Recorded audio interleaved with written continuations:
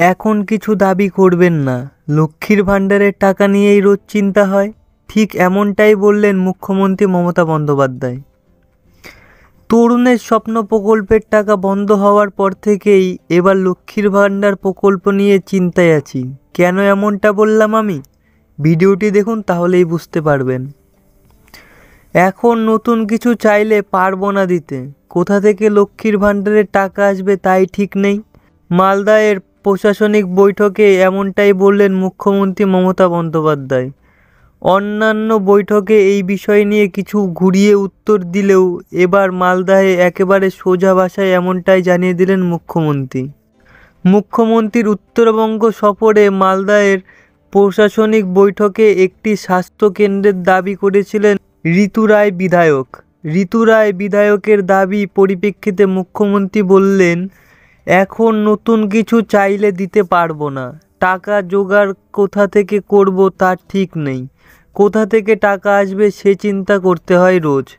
কোথা থেকে স্মার্ট কার্ডের টাকা আসবে, আবার লক্ষ্মীর ভাণ্ডারের টাকা বা কোথা থেকে আসবে ঠিক নেই। এখানেই শেষ নয়, মালদায়ের আগে 2 দিনাজপুরের বৈঠকে কিছুটা একই সুর শোনা গিয়েছিল মুখ্যমন্ত্রীর গলায়। সেখানে তিনি বলেছিলেন, টাকা পেতে হলে ম্যাজিশিয়ান তৈরি করুন। আগামী 2 বছর নতুন কোনো স্কুল, কলেজ, সেতুর পেছনে খরচ করা যাবে না। কেন্দ্র সরকার রাজ্যের প্রাপ্য টাকাই দিচ্ছে না, উল্টে রাজ্যের থেকে নিয়ে যাচ্ছে। প্রসঙ্গত 21শে বিধানসভা নির্বাচনের পূর্বে বাংলার মেয়ে বউদের জন্য এক প্রকল্প শুরুর প্রতিশ্রুতি দিয়েছিলেন মুখ্যমন্ত্রী মমতা বন্দ্যোপাধ্যায়। আর নির্বাচনের জয়লাভ করতেই প্রতিশ্রুতি মতন লক্ষ্মীর ভাণ্ডার প্রকল্প চালু করেন মুখ্যমন্ত্রী। সেখানে তপশিলি জাতি ও উপজাতির মহিলারা প্রতি মাসে পাচ্ছেন 1000 টাকা করে এবং সাধারণ ক্যাটাগরির মহিলারা পাচ্ছেন 500 টাকা করে। পরে সেই প্রকল্পের টাকা বাড়িয়ে SC STদের 1200 টাকা এবং OBC এবং অন্যান্য শ্রেণীদের 1000 টাকা করে দেওয়া হয়। তবে এই প্রকল্প শুরুর আগে থেকে এত টাকা কোথা থেকে আসবে এই নিয়ে এক আশঙ্কা তৈরি হয়েছিল রাজনৈতিক মহলে।